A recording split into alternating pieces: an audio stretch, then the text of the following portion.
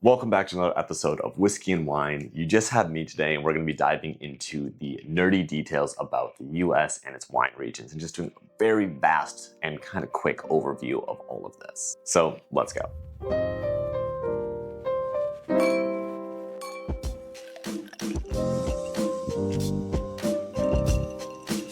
So if you haven't noticed, the US is kind of big. And if you look at it and look at other wine growing regions around the world, with how vast the US is, it makes sense that we're going to have a lot of different styles of wine that we're going to be able to produce. When I was doing research for this, I found that there are, let me look at my notes, I'm going to forget otherwise, 11,691 different wineries active in the US. Now, that number might have gone up, it might have gone down. The point is there are a lot. A lot of them, yes, are going to be over on the West Coast. 90% of the wine that comes out of the US is going to be coming from California, Oregon, and Washington. And it does make sense when you look at just the geography and the landscaping that they have over there and the climate that they have compared to the rest of the US. So what we're going to do is we're going to look at the 4 different regions around the US. We're not going to get into all of the subregions, but we are going to just talk generally about the big regions and then some of their areas within them. So there's going to be the East Coast, the West Coast, the South, and the Midwest. Let's start over on the West Coast. It makes sense to start there because a lot of our wine is coming from there. If I mistakenly said everything comes from the East Coast,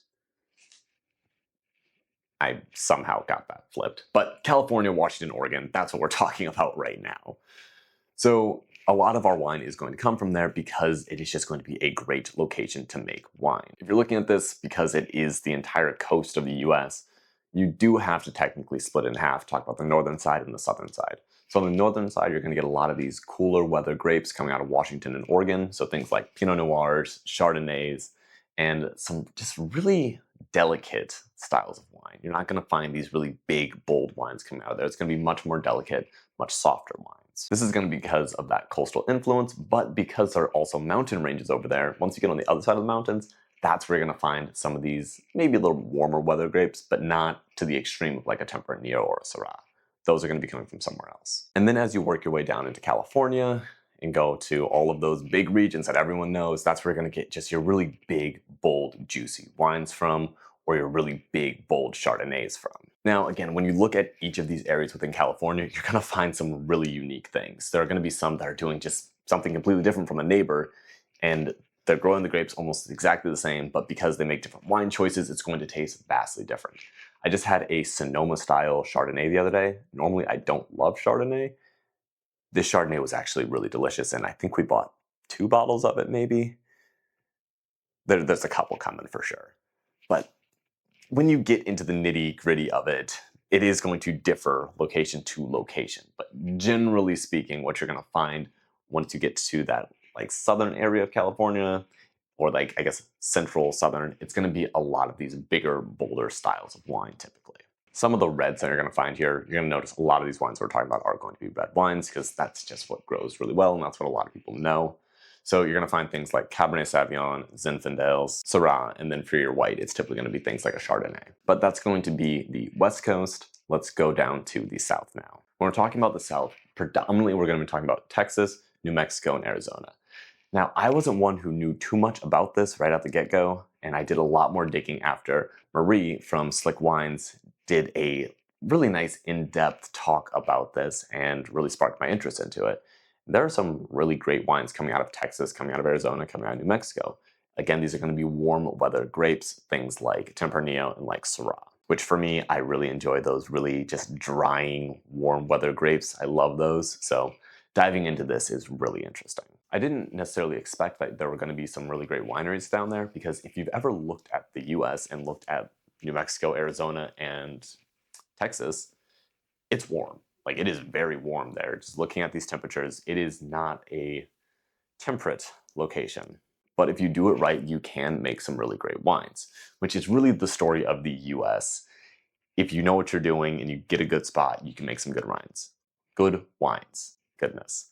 But if you don't know what you're doing and you maybe pick a decent spot, you might have some really bad wines. And no one's necessarily stopping you from producing your wines, but people might not buy it. Tracing along the south, we're going to go up to the East Coast now. East Coast, we're predominantly talking about Virginia, New Jersey, and New York. The big player here is going to be Virginia. The other two are mainly producing things like Concord grapes, which is really what is in grape juice and jellies and things like that. And if you've ever had it as a wine, it tastes like someone just put alcohol in grape juice. It's weird. It literally tastes like Welch's grape juice. But Virginia is going to be our big player here. And if you look at just world history or US history specifically, and seeing obviously this is where people started, and look at Virginia, it makes sense that they're going to be making some good wine here. The wine that they're going to be producing is typically going to be a Bordeaux style wine. So you're looking at a blend of things like, I don't know why I'm spacing on this, so let's check the notes. Cabernet Sauvignon, Merlot, Cabernet Franc, Petit Verdot, Malbec, and a little bit of Communard. And this is going to be more of a black currant flavor, plum, and just these darker fruits, really. Personally, I really enjoy Cabernet Franc and Petit Verdot by themselves, but haven't tried any specifically from Virginia, so I don't know if they're actually going to be as good as, say, California or coming from Europe. Now let's talk about the Midwest. Yes, I'm from the Midwest. We're from the Midwest. Have to talk about the Midwest, but for good reason. There are some really interesting things going on in the Midwest. Some wine purists don't really like it because a lot of what's going on is going to be a lot of hybrid grapes, a lot of ice wine, and a lot of, well, yeah, ice wine is going to be the big one, and a lot of hybrids. So if you look at it, we're talking mainly about a little bit of Wisconsin, a lot of Michigan, and then some of the other river valleys, like the Ohio River Valley and Mississippi River Valley. Any of those river valleys running through the Midwest are going to be some pretty good locations where you can make wine. The biggest right now is probably going to be Michigan, and that's because they can really make different types of wine depending on what part of their coast that they're on. But because the Midwest does get so cold and the growing season is just very wonky, you do have to be a little bit more careful, and that's why a lot of these hybrid grapes come into play. So if you go to a place like Door County, Wisconsin, almost all of the grapes that are actually grown there are going to be hybrid grapes. These are grapes that are going to produce some really good flavor, but had to be blended together with a different species of grapes so that that specific variety would be able to grow fast enough and get through in that colder weather and not just suffer and die. A really fun example of a winery doing this is actually going to be Door 44 out of Wisconsin. They're doing some really fun stuff with a lot of their hybrids, and the wine they're producing is pretty decent. Now, I mentioned the ice wines as well, and again, this makes sense because of how harsh the winters are, and you need to be able to pick those grapes when they're actually frozen.